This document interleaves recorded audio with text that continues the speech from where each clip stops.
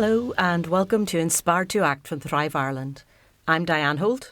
Hello, I'm Will Leach. Now, in our last episode, we faced up to the reality that what people understand by the word reconciliation is changing.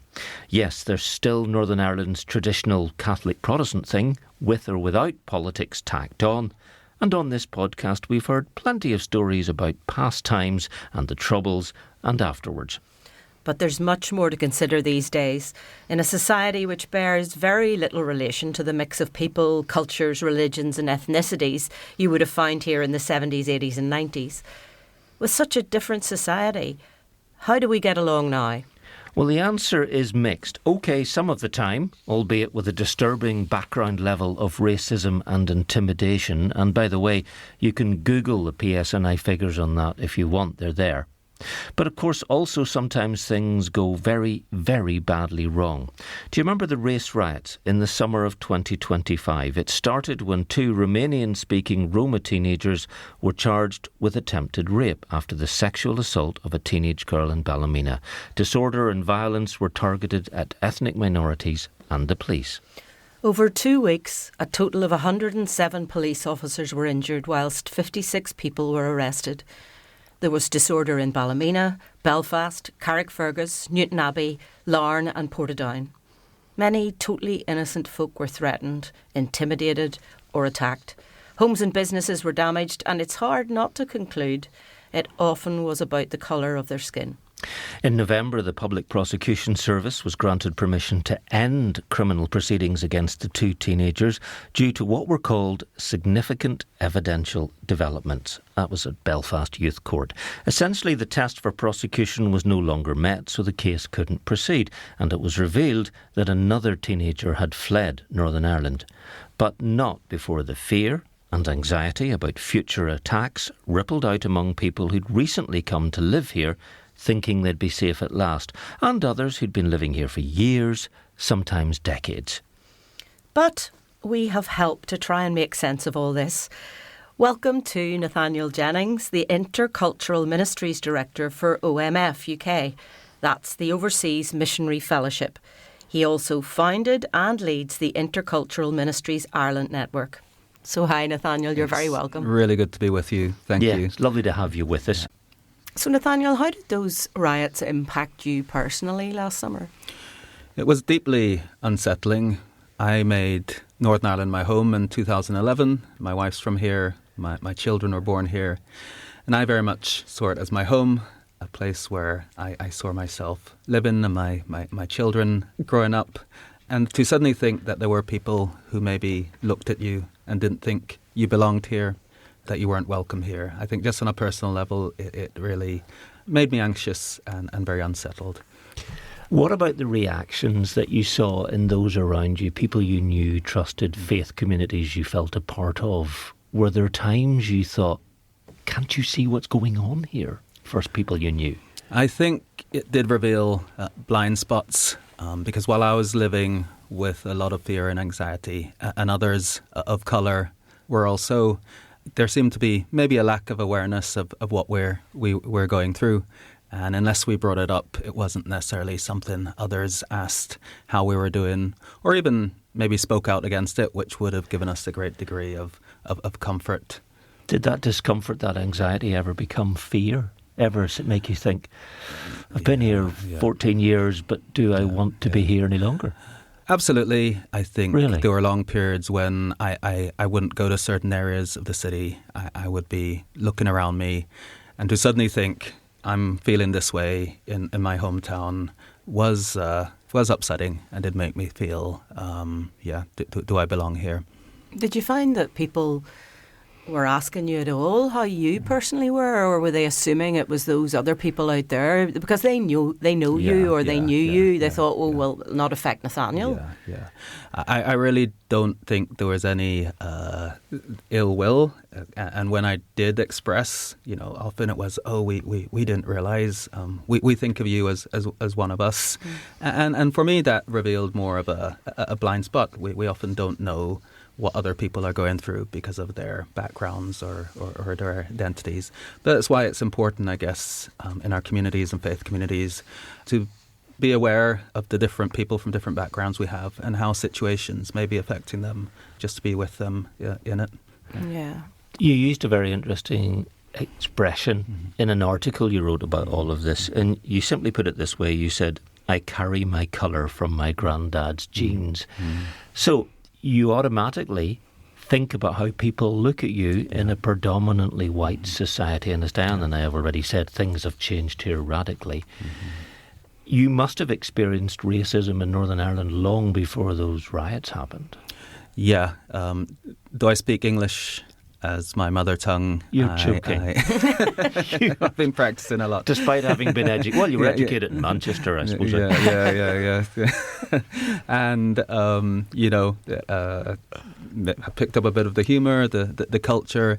I think simply because of my skin colour, I know some people will look at me and make certain judgments. And, I have had people shout things in the street. I have had, I guess just very patronising things often said to me, and that's something I've lived with from a small minority.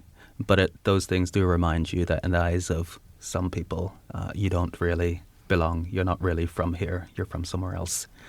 Yeah, and I'm really sorry about that. I was really interested that you work for OMF because people will think of that as obviously an overseas sort of ministry. So what is it that they exactly do in the UK? Yeah, so I think this is part of really the paradigm shift of mission and church. You know, Northern Ireland has an amazing heritage of sending Christians out to the nations, and many global Christians today they thank the Lord for those who went from places like Northern Ireland at great cost to bless those people. But of course, now the nations are all around us. And if we take serious the command to make disciples of all nations, we can't only love them when they're far away. We've also got to love them and want to bless them when they are our neighbours or they walk into our churches. And even more than that, brothers and sisters are coming from the global church to the UK and Ireland, and we should see them as gifts to us. They're people here to bless us so we can learn from. And so I think an organisation like OMF, who is a heritage mission agency who primarily sent people, it's wanting to reflect that posture, that mission is now, it's not just across the world, it's also across the road. And are we willing to receive from our brothers and sisters in the global church, places where we used to send to help and serve, but can we receive from them? I was knocked sideways when I had a conversation in the last few days with a friend who works with people who are immigrants or asylum seekers or refugees, all those terms apply. And she said, I looked at the Open Doors list of the top 10 countries in the world where Christians are persecuted. And of those top 10, in any given week, my colleagues and I will meet people from 9 of those countries, North Korea being the only one you're probably not going to meet someone from. And she said to me that particular time, it's only Wednesday and this week we've met 8. So the change is huge.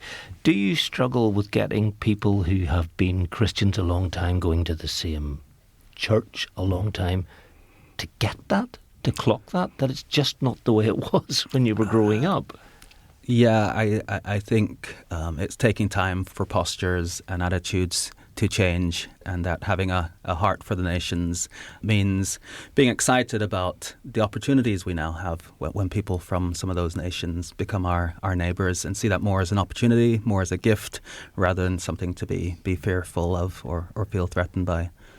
Well, this podcast is produced by Thrive Ireland in partnership with the lovely Commission.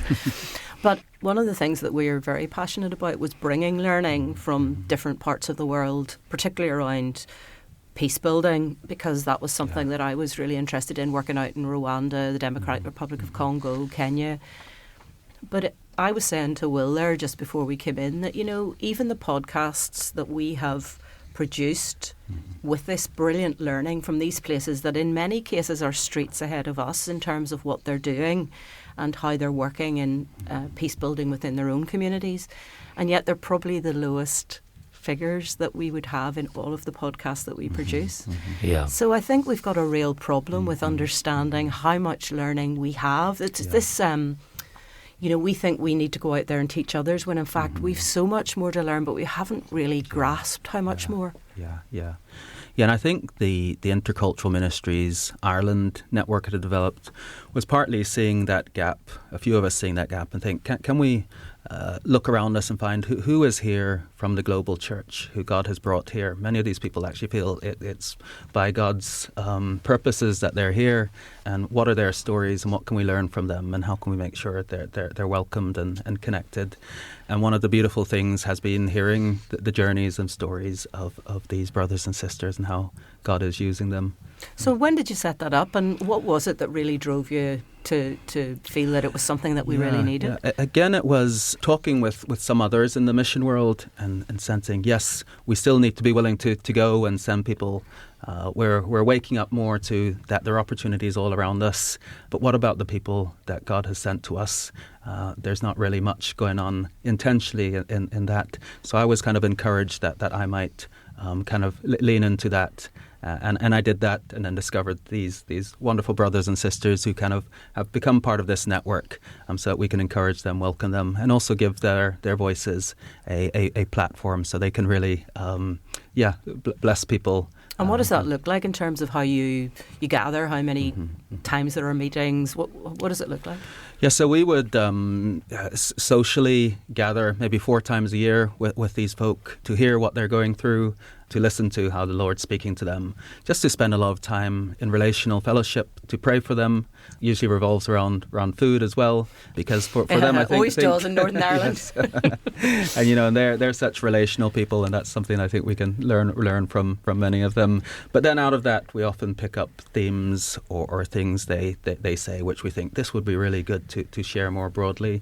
And we're now getting opportunities at events and to go to churches, and when they invite us, tell us about the global church and what's going on, to be able to say, well, we've got some people here who can actually speak for themselves. We've got real life brothers and sisters here in close proximity to us who have amazing stories and amazing things to share that would really bless us. So we're getting more and more opportunity, I think, to make their voices heard. What we love hearing in this room, whatever programme we're making, is people's stories, people's life stories. And we're going to come to yours in just a minute. But there's a couple I've heard recently about miraculous ways where people have come to faith having been from very minority groups in countries far away where they're traditionally very hard to reach for the gospel, to use the old terminology, and yet these things are happening. I'm going to go back to last summer for a second. You talked about how uncomfortable you felt and anxious and fearful at times. I mean, that wasn't a word you thought about when I asked you. You had done. You must have met lots of other people who were intimidated, frightened, people you wanted to stand alongside. Is there anything that comes to mind from that time you thought, yeah, that broke my heart? Yeah, we did organise some online prayer gatherings for those who were struggling, were affected, and even for those who wanted to show solidarity, just to gather and pray and bring this to the Lord. And there was an Iranian man, and he had suffered much persecution in Iran and had a long journey to get to Northern Ireland. And he said, for the first time in years, I felt safe, I felt secure. And now they're rioting outside my house, and they're telling people who look like me they're not welcome. And that is just horrific. I came to a place I thought that I was safe, and now I'm feeling it's almost like unsafe. Re-traumatizing. And to hear that from him, it really struck a nerve, I think, for all of us, and realising there were many others who were feeling the same. That was 9-10 months ago as we record this. Yeah. How is he now? I think all those people are somewhat scarred and feel cautious, and there's probably an underlying fear, like how much we've moved on in a sense. Things have been papered over, but how much have they just been papered over, and when could something like this erupt? And maybe there are some people who are looking for opportunities to manipulate, and that's scary. And that's why I think even when it moves from the headlines, there's deep work to be done. Because it's that deep long-term work which actually, when things do erupt or potentially erupt, they're the things that actually make the impact in terms of what way it goes, rather than just reacting in the moment. One of the factors will be when we're recording this, it's springtime. That means better, warmer, drier weather, and that often means people come onto the streets. There are so many other stories, not just of people who were affected, intimidated, frightened, but people who've come here and you've seen remarkable things happen. Yeah. Such as?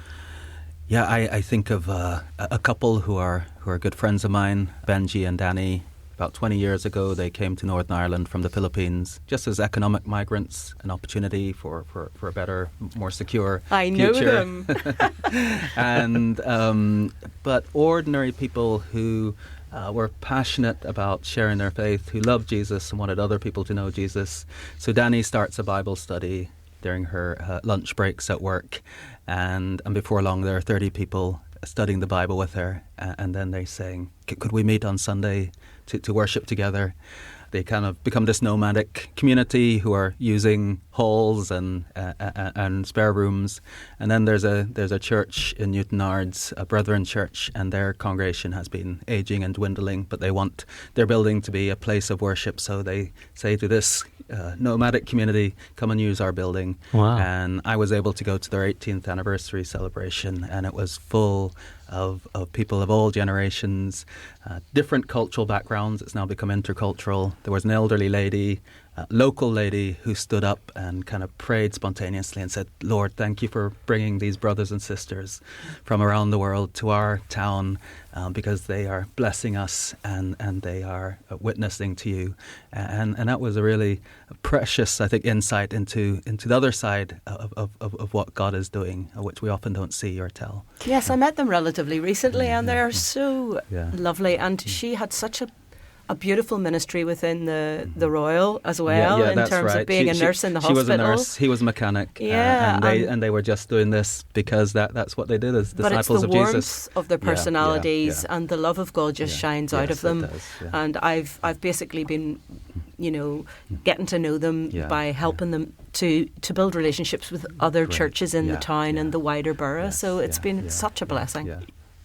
We want to know how a home life in different parts of the world connecting together made the Nathaniel Jennings who's sitting with us right now. It's an interesting story. We love interesting stories. So my dad was born in rural Arkansas. His family all say they're Irish, as many Americans do. And my mother was born into a very working class family in Manchester. Her mum was English. Her dad was Jamaican, part of the Windrush generation. They both, as young people, felt called to Bangladesh, that God wanted them to leave everything and go and serve the people of Bangladesh. At that time, it had just become independent. There'd been a cyclone, a famine, so I guess it was on our news quite a lot, and they just felt the Lord was drawing them. So they went.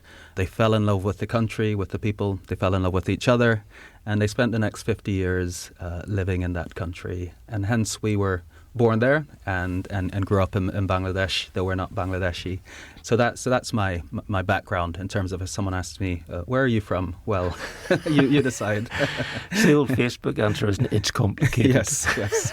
So you ended up moving back then to the UK?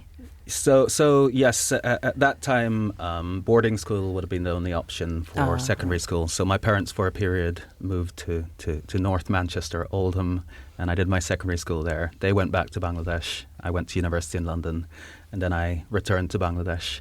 And met my wife, Donna, from East Belfast, because we were both teaching in the same Christian school in the capital of Bangladesh, Dhaka, and that's how I became acquainted with Northern Ireland. No, that is the most unusual way, roundabout route back to Northern Ireland that I have ever come across. He's winning the Interesting Podcast Story Award here, isn't he? If only we'd some hopeless little trophy to give you. What did you study when you were at university? What was it that was, what was drawing you? What was your passion at that time?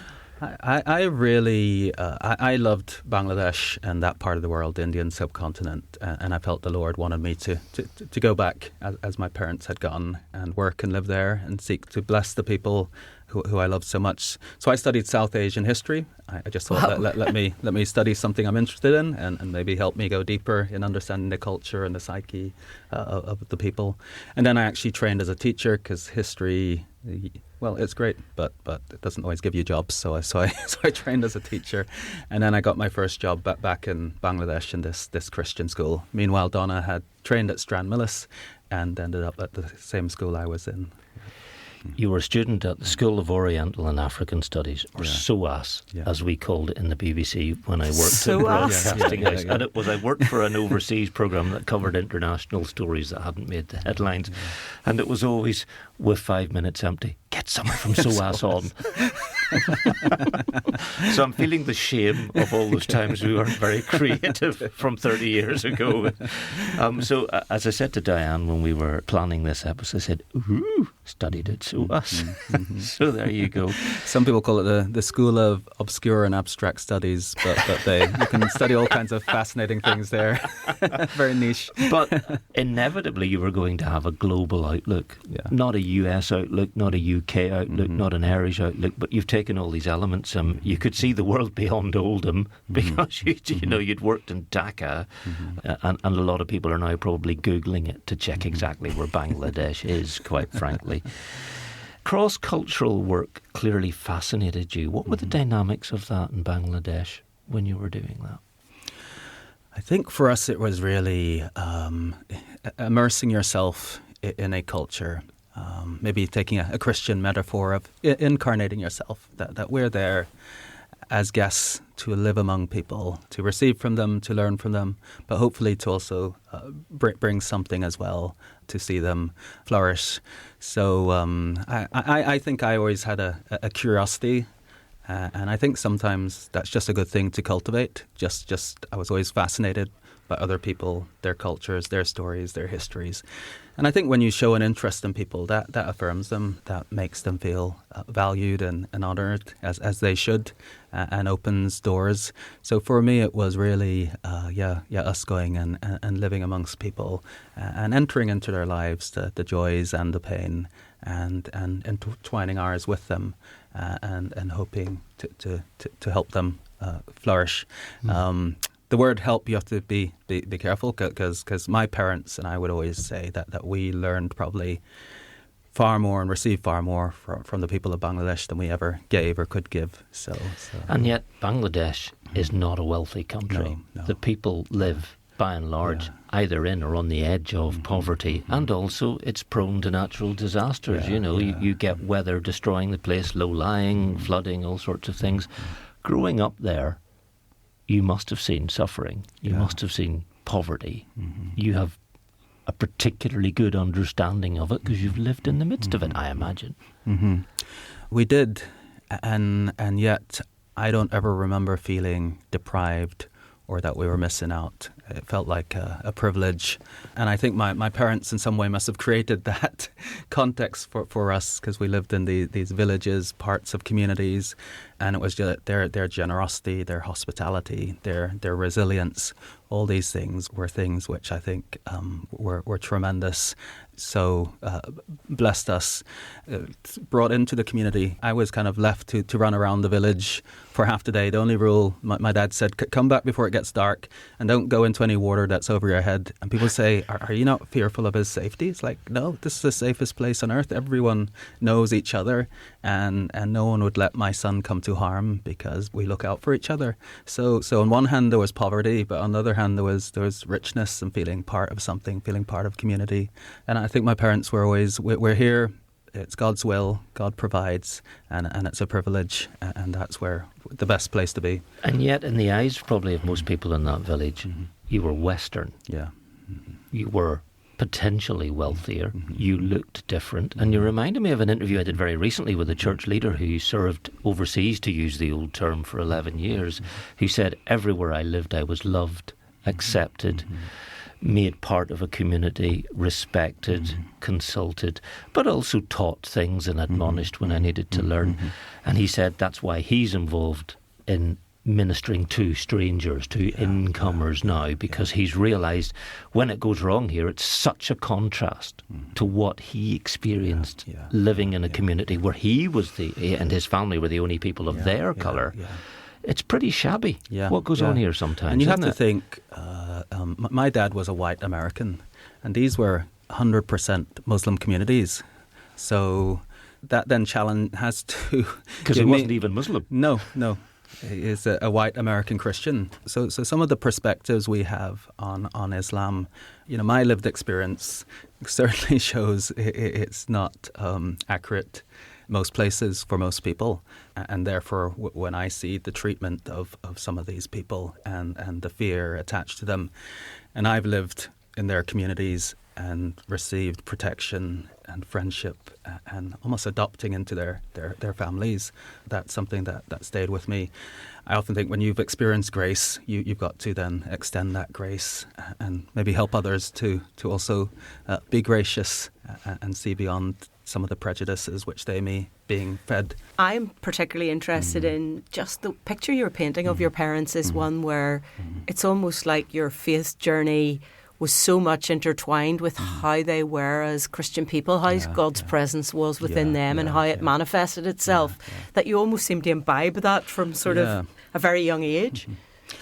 I think we did. We just kind of picked it up. It was in the atmosphere there of our family, and my dad was an educationalist. When he went to Bangladesh, only 30% of the population were literate. My mum was a village midwife. The infant mortality rate was off the scale, and she went to rural areas to train these more senior women in some healthy practices for when they attended births. And so they had a very integral, holistic view of their faith. They would always share their faith if someone asked them about it, and they got alongside other believers. But they weren't there to in a way, preach at people. They were there to love people in all their brokenness and to share their faith as people asked what their motivation is. And we grew up in that. And I think just grew up with a sense of God's presence. God is with us. We're here because God has us where we are. So I guess I'm one of those people who can never remember the absence of an awareness of God. But there certainly was a time, it was actually in Oldham in an Anglican church where I felt that conviction. There's a time when you have to make it your own and publicly declare it and kind of set your foot on a path which is saying, no, I want to be a disciple for the rest of my life. And that happened when I was about 12. So what made you come back with your wife to Northern Ireland? Yeah. What was so attractive about Northern Ireland? Was she really missing East Belfast that much? That was it, yeah. That was another twist which wasn't in our plans. We very much had thought the Lord wanted us for the foreseeable future to be in Bangladesh, and we had spent many years preparing. Went to Bible college, we studied theology, and then we joined an organisation called SIM, and we were just really getting re-established in Bangladesh when our son Micah, just before his second birthday, was diagnosed with autism, and he has severe autism and learning difficulties, and that for us it was a heartbreaking but easy choice. We had to put him and family first and move to somewhere where we would have support systems and he would have care. All Donna's family are here in our sending church, Windsor Baptist at that time, were here. So that's how we ended back in Northern Ireland. And really confused though, Lord, we wanted to go to the ends of the earth and do heroic things. And now you brought us back to East Belfast, which at that time wasn't very diverse. And yet now. Yeah. It's almost like God knew what was going to happen. Exactly. Yeah, funnily enough. Exactly. And look back, and those times just had to say, Lord, well, I trust you. I have no other choice. My favourite Bible verse is when Jesus is teaching a crowd and he talks about the cost of following him, of picking up your cross. And it says many decided to leave and not follow Jesus. This teaching was too hard. And then he turns to his disciples and say, so are you also going to leave? And Peter says, where else would we go? Lord, you have the words of life. And I almost felt God had brought me to that moment. Where else would I go? I don't understand what you've done, why I'm here. but I know your presence and I trust you. Maybe the Lord had to bring me to that point of surrender. And now I look back almost 15 years later and I see he had purposes. Since then, Northern Ireland's changed a lot. And I love what I'm doing now.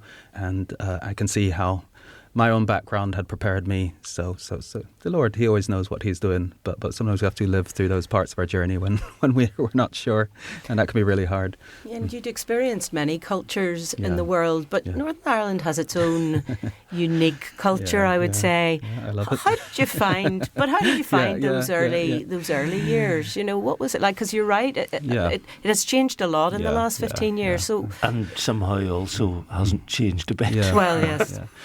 Yeah. There are many things I in some ways, it's interesting. I think it was almost harder for my wife to come back. She was away for about 5 years and seen more of the world. She had changed in many ways and came back and struggled. Whereas for me, there was a novelty. I was coming to a new place, a new culture, which in itself was interesting. But there were things I noticed as well. I mean, the humor was quite hard. I remember I have 3 brothers-in-law, and they used to ridicule me, and I would Gave you a right old slagging. yeah, they did, But that's because they loved Well, you. 'cause they love you. exactly. That's what I come to learn, and I would say to my wife, "Oh, they really don't like me," and say, "No, if they didn't like you, they would just be polite. Yeah, that they're They probably wouldn't say anything. yeah. So things like that. Yeah, and now I probably do the same to other people. Yeah, I think one thing I would say, and I think now as someone who feels. I am from Northern Ireland. This is my home. So I think that also over times gives you maybe a right to speak, I think, openly Yeah. about the good things, but also the things where we could learn. And many newcomers have said to me, Northern Irish people are very friendly, but it's very hard to become their friends. And that seems to be a bit of a recurring pattern, that there's this warmth, there's this generosity, but actually people, for to really feel you belong, it's about relationships, about friendships, about people making room in their lives. And in Northern Ireland, people have the wonderful privilege often of living in close communities and places where they've got childhood friends, where they've got extended family. But if you come here and you don't have that, you can feel very lonely, and it can feel very hard to make friends. So that's something I try to remember and challenge people. Maybe think of, we can't have loads of deep friendships, but maybe think of one person who doesn't have that, who you might just open your life to and become family to, and that would make a huge difference to them. I was talking a little while ago about that top 10 most persecuted countries, if you're a Christian, on earth. People are here and you can worship freely and you can talk about your faith freely.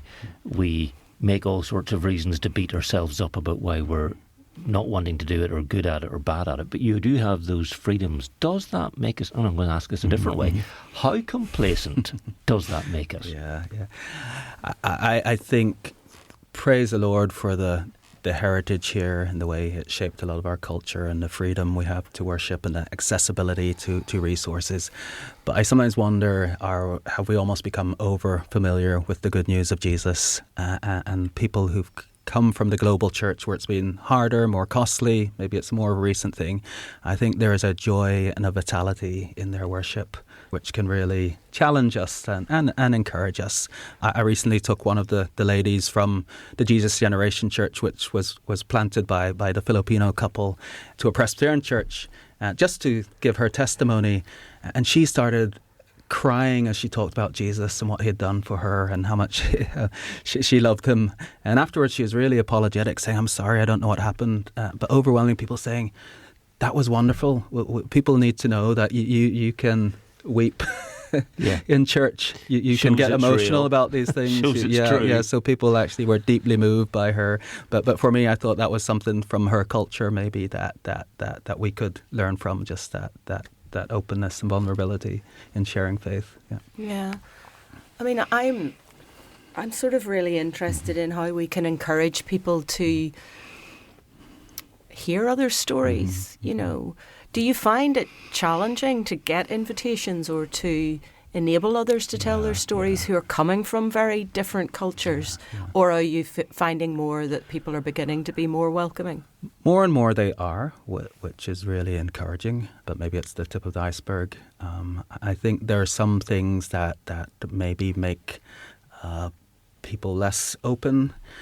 We're very, it's very important to be sound in Northern Ireland, and I think giving people a platform who may communicate slightly differently, whose stories might not fit your nice box, there can sometimes be an aversion. They see it as a risk, whereas God might actually want those people to tell you something that will stretch your thinking and a gift that they have to bring. And I think in some quarters, anything, even the word intercultural, some people are suspicious. Is that some kind of woke diversity training that you're trying to slip in? And, that's not helpful. And often I think we get tarred with that.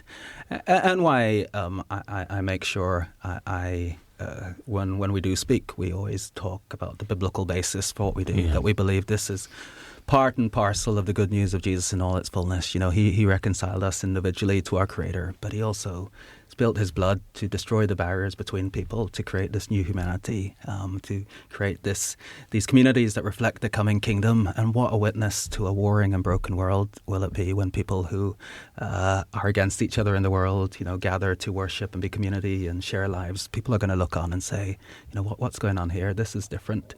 And therefore, to convince people we're passionate about this because it is at the heart of the Bible, the story of God, the gospel. It's not because we're, it's some kind of political correctness. Evan is a Nigerian theologian friend, and he says this is not political correctness. This is kingdom correctness. I like that, and that's what we're about. You've hit on a very interesting thing there, because I was at a series of church meetings recently where the focus was on evangelism and discipleship. And there was something that the speaker said which really hit home, which was, you are praying and earnestly asking God to bring people into your fellowship, to grow your church so that people know and enjoy Jesus and so on. That means, and are you ready for this, the way you worship, the way your community feels is going to change, because these people are going to come in from unchurched backgrounds or different church backgrounds, from no church whatever, and it's going to be different. Are you ready for that? And I think there's still an instinct here where people want you to become a Christian like us, rather than come and let us learn from you, and we learn together as we run the race, as Jesus changes us all. And I think in Northern Ireland a lot of people simply aren't really emotionally ready for that. I think you're absolutely right. And we talk a little bit about the difference between multicultural and intercultural, which is the word we're increasingly using. And I think it's exactly that. You could have a multicultural church where diversity is represented, but the assumption is everyone is welcome as long as they become like us and learn how to behave. Intercultural is where you see each person that comes, they're going to bring something that is going to enrich everyone, which is going to challenge us, which is even going to positively disrupt us. And together, as we learn from each other, as we listen to each other, we're all going to be transformed and changed. And that might get a little bit messy, and that might sometimes make us feel a little bit uncomfortable. But that's how God works. Usually it is by stretching us and stretching our faith. So I think, if you want to embark on this, you need to be ready to trust God that things will change, and it may be uncomfortable, but they'll change for the better, because God has more for you and a greater blessing for you. But always these blessings always come with sacrifice and cost as well. Yeah.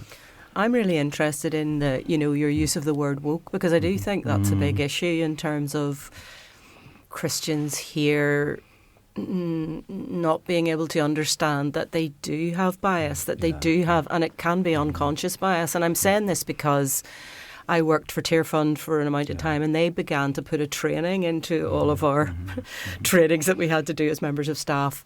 One was around unconscious bias, and I've worked in peace building, I've worked in cross-community work, I've worked in many, and I was thinking, this will be easy for. And I realised there's definitely stuff that I still am biased about, and I don't even realise it. And I think that's a big challenge for us. We think we're being welcoming, we think we're being open, but we do have so many biases because we were brought up in a certain way. Do you find that that's a real challenge? Yeah, I think so. But again, I think it goes back to in the Christian faith. We believe we need Jesus because we are sinful. And I always say that every person is egocentric and ethnocentric. We all think that the way we do things is the best way, is the normal way. And we need God to transform us and to be able to be empathetic and see things from different points of view. And that's not being woke, that's being growing as being Christ-like, I believe, but it does get tired with that. And of course, our biases, there are all kinds of things. So I'm a person of colour, and I've experienced racism, but I'm also a man, and I have privileges because I'm a man. And just as, I would love it if I was in a room of white people and someone started to make me feel uncomfortable, that someone with so-called privilege would stand up for me. That would mean a lot. I try, if I'm in groups where maybe there's one or two women, if there's anything said that I think is derogatory, if I don't feel their voice is being heard, that people are actually taking them seriously. I have privilege and my own bias, which I'm trying to fight. So I'm trying to, use that. And I think if we're all trying to not just fight for our own rights, but to look for who's not included, who's being marginalised, and stand up for them, then it's a different kind of posture. It doesn't become a fight for rights. It becomes a fight to honour each other and to lift each other up and then to encourage each other. And I think that's how it's also slightly different from the world's version. Yeah. It's a grace version. It's not a scarcity mentality that if you get more, I'll get less. It's an abundance mentality that God has so much for all of us, but we receive it when we are willing to give away some of our power and privilege. No, I love that. There used to be a phrase here during our troubles, which you will not have heard about anything that happened since you've lived here, and it was whatever you say nothing.